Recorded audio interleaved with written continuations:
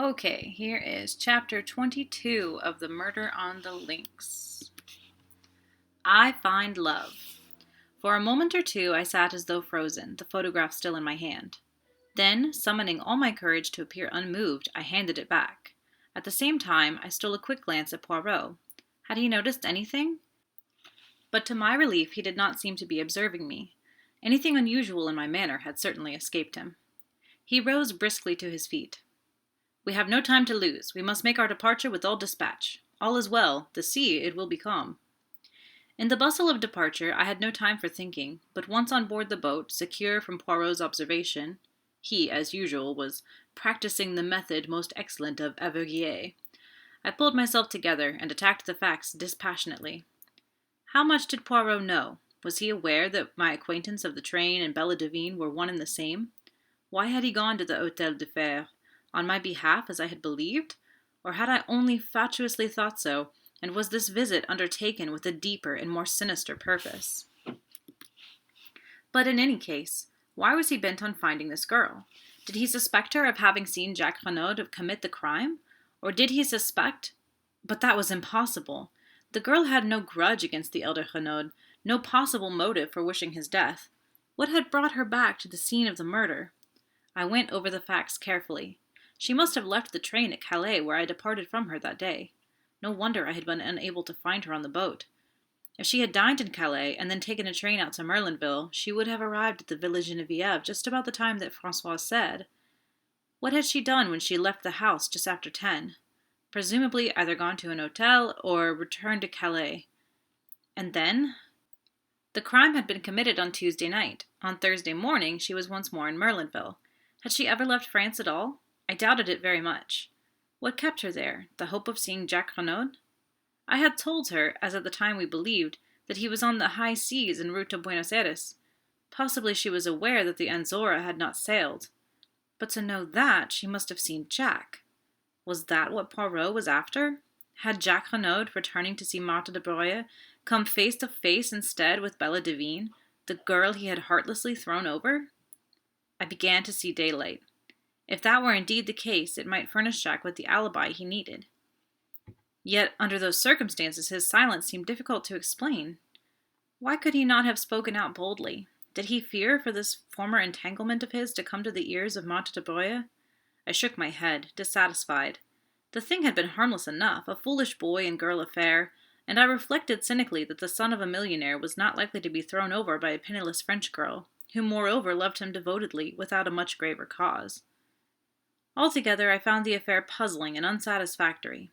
I disliked intensely being associated with Poirot in hunting this girl down, but I could not see any way of avoiding it, without revealing everything to him, and this, for some reason, I was loath to do. Poirot reappeared, brisk and smiling at Dover, and our journey to London was uneventful. It was past 9 o'clock when we arrived, and I supposed that we should return straight away to our rooms and do nothing till the morning. But Poirot had other plans. "We must lose no time, mon ami. The news of the arrest will not be in the English papers until the day after tomorrow, but still we must lose no time." I did not quite follow his reasoning, but I merely asked how he proposed to find the girl. "You remember Joseph Aarons, the theatrical agent? No? I assisted him in a little matter of a Japanese wrestler. A pretty little problem. I must recount it to you one day. He, without doubt, will be able to put us in the way of finding out what we want to know." It took us some time to run Mr. Aarons to earth, and it was after midnight when we finally managed it. He greeted Poirot with every evidence of warmth, and professed himself ready to be of service to us in any way. "There's not much about the profession I don't know," he said, beaming genially. "Eh bien, Monsieur Aarons, I desire to find a young girl called Bella Devine." Bella Devine. I know the name, but for the moment I can't place it. What's her line? That I do not know, but here is her photograph. Mr. Aarons studied it for a moment, then his face lighted. "Got it!" He slapped his thigh. "The Dulcibella kids, by the Lord!" The Dulcibella kids. "That's it, they're sisters, acrobats, dancers, and singers. Give quite a good little turn. They're in the provinces somewhere, I believe, if they're not resting. They've been on in Paris for the last 2 or 3 weeks. Can you find out for me exactly where they are?"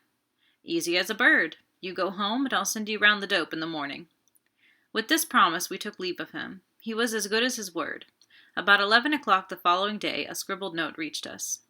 The Dulcibella sisters are on at the palace in Coventry. Good luck to you. Without more ado, we started for Coventry. Poirot made no inquiries at the theater, but contented himself with booking stalls for the variety performance that evening. The show was wearisome beyond words, or perhaps it was only my mood that made it seem so. Japanese families balanced themselves precariously. Would-be fashionable men in greenish evening dress and exquisitely slicked hair reeled off society patter and danced marvelously. Stout prima donnas sang at the top of the human register. A comic comedian endeavored to be Mr. George Robey and failed signally. At last the number went up which announced the Dulcibella Kids. My heart beat sickeningly. There she was. There they both were, the pair of them, one flaxen-haired, one dark, matching as to size, with short, fluffy skirts and immense buster brown bows. They looked a pair of extremely piquant children. They began to sing. Their voices were fresh and true, rather thin and musically, but attractive. It was quite a pretty little turn. They danced neatly and did some clever little acrobatic feats. The words of their songs were crisp and catchy.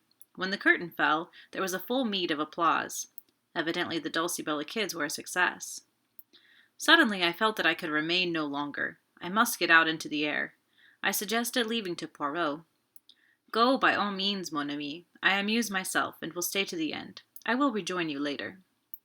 It was only a few steps from the theater to the hotel.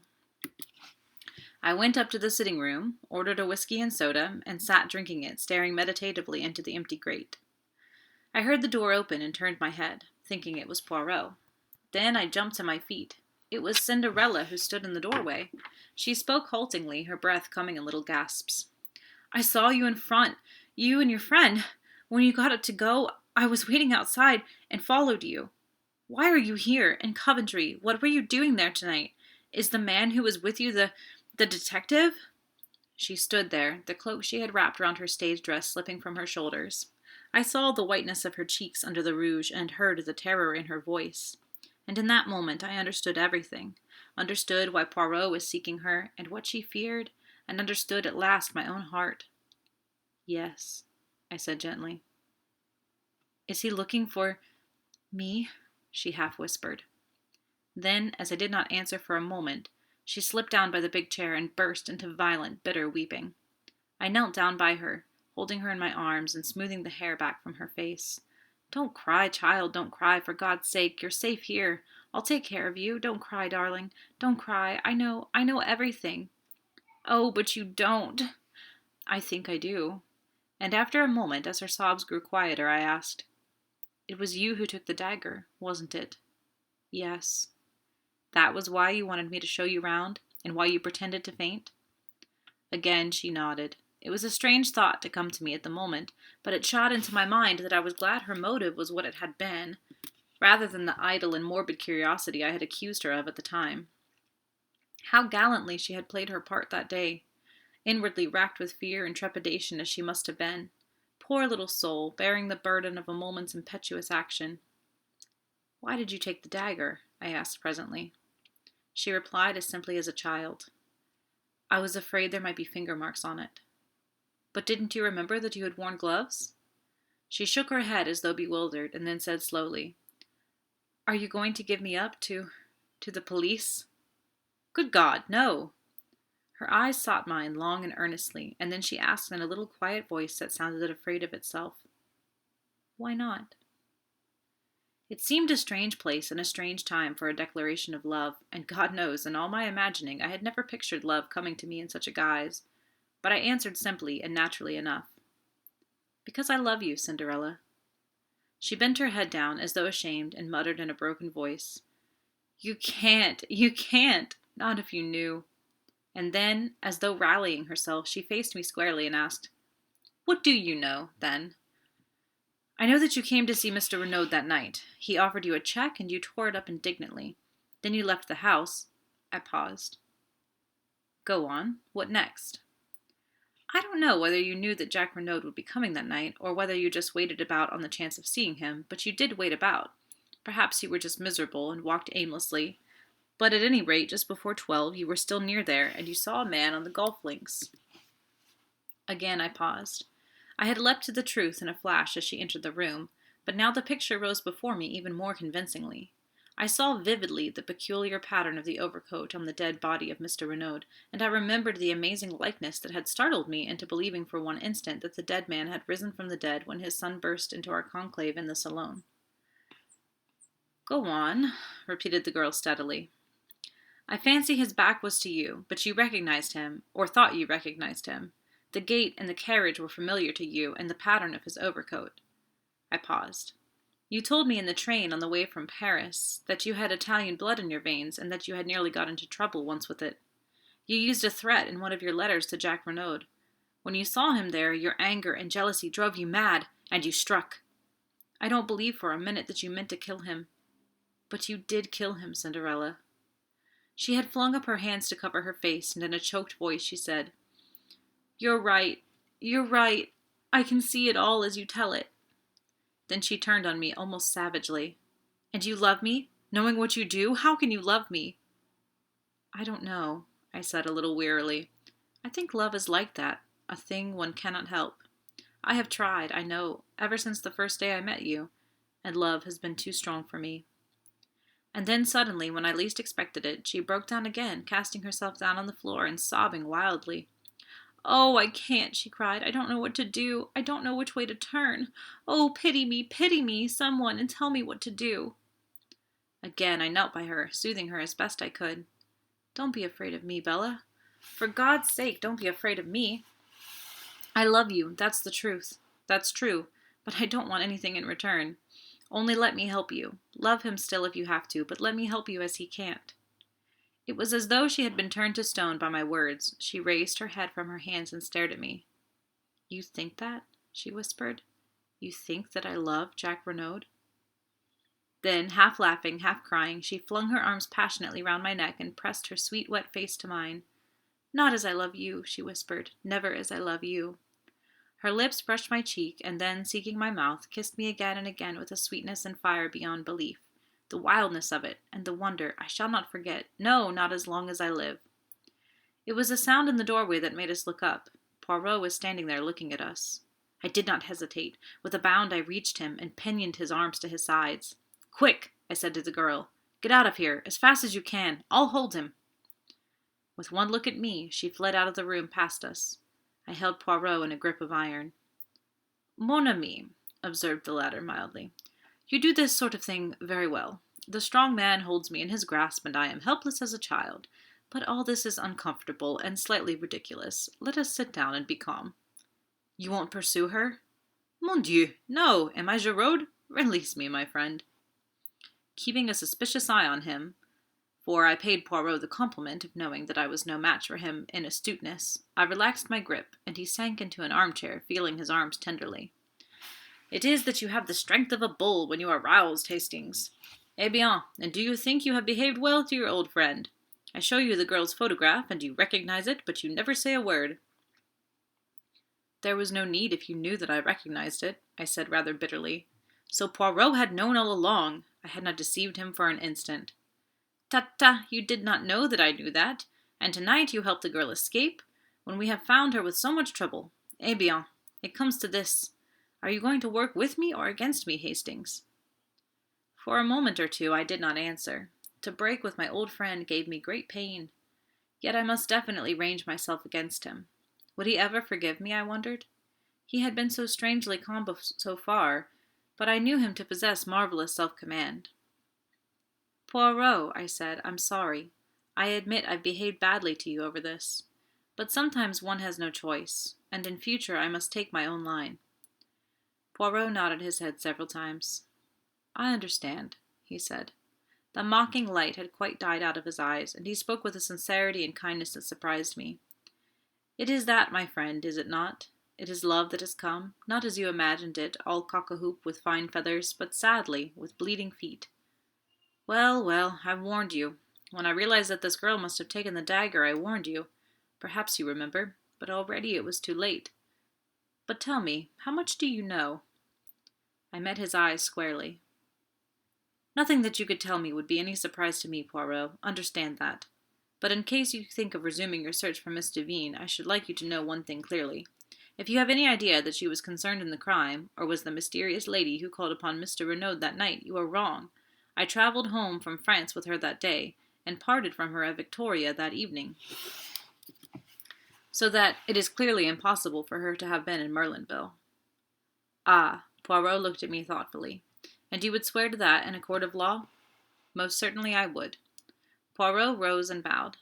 Mon ami, vive l'amour! It can perform miracles. It is decidedly ingenious what you have thought of there. It defeats even Hercule Poirot. All right, so that was a pretty exciting chapter. So Poirot and Hastings travel to London. So they leave Merlinville, where they've been staying to work on the crime, and they go back to London, which is where they live. And they meet a contact that Poirot has in the theater or entertainment industry. So he looks at the photograph and he recognizes Cinderella / Bella as one half of the Dulcie Bella Kids act, which she performs with her sister. So the picture to the right for this slide is just an example of what two sister performers may have looked like at that time period, with the big bows in their hair, and they're kind of dressed up like kids because they want to look really like sweet and innocent in their act. So Poirot and Hastings go to see a show where the sisters perform along with other groups. It describes some other performers. I didn't really explain them all. You're welcome to look up those terms if you want to know exactly what they are, but it's just like an old-fashioned, they called it variety show. It's kind of like what people would go see before there were movies and things. It would just be, different people putting on different acts, like acrobats and singers, and people would bring out puppets and do comedy shows and things like that. So they went to go see the show where the sisters were performing, and they watched them, and they say they did a really good job. They were pretty entertaining. So after the show, Hastings says, "Oh, I gotta go. I can't watch this anymore." So he leaves by himself, and Poirot stays behind to watch the rest of the show. But afterwards, Cinderella comes to see Hastings, and at first he's like confused. He doesn't understand how she figured out where he was, and she says, "I saw you. You were there, and I followed you after you left." So she's followed him back, and he basically says, I'm pretty sure you did it. You killed him. You killed him because you thought he was Jack, and you were jealous and you were angry. So he lays out step by step how he thinks she committed the murder, and she doesn't deny it. But he also says that he loves her, and then she says that she loves him too, and they kiss. But as they're, kissing, it gets interrupted by Poirot coming back to the rooms. So Hastings holds Poirot back, like he physically holds him back so that Cinderella can run away. Because at this point he thinks she's guilty, but he loves her. He wants her to be able to run away and be free. And Hastings then says to Poirot that he would testify as to her innocence in a court of law, but that would be lying based on what he thinks has happened. So he's pretty sure that she's the one who committed the murder, and she didn't deny it. So it would be lying for him to give her an alibi saying that, oh, well, she couldn't have committed the murder because I saw her traveling from France to England. We were on the same train together. But remember, she didn't get on the boat. So she takes a train to the coast of France with Hastings, and then he gets on a boat to go across the sea over to England, and he looks for her on the boat, and he didn't find her. So if he says, oh, she couldn't have done the murder because she would have been with me, he would be lying. So he's lying to Poirot, and he's saying he's willing to lie in court because he apparently is in love with this girl. So Hastings is turning out to be kind of a shady guy in what he would do for love. But that's the end of that chapter.